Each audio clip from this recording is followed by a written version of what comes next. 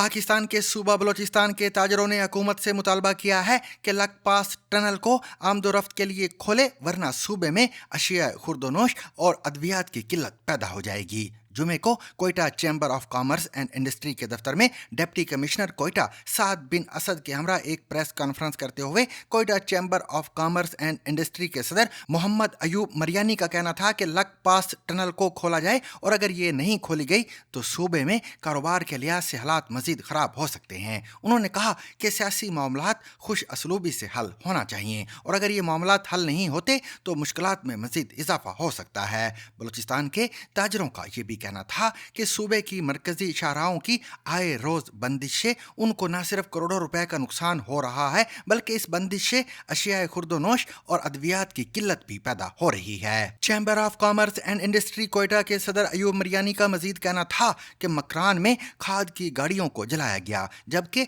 अदम तहफ़्फ़ुज़ की वजह से मजदूरों को मुश्किलात का सामना है। डिप्टी कमिश्नर कोयटा साद बिन असद ने कहा, बलूचिस्तान नेशनल पार्टी की जानिब से लकपास टनल पर जो धरना दिया जा रहा है, इससे आम लोगों और कारोबारी अफराद को मुश्किलात का सामना करना पड़ रहा है। उनका कहना था कि हुकूमत की तरफ से मामलात को हल करने की कोशिश की जा रही है। सरकारी हुकाम के मौक़िफ़ के बरक्स बलूचिस्तान नेशनल पार्टी के सीनियर नायब सदर साजिद तरीन एडवोकेट का कहना है कि शाहराहों को BNP ने बंद नहीं किया है, बल्कि हुकूमत ने खुद कंटेनर लगाकर इनको बंद किया हुआ है।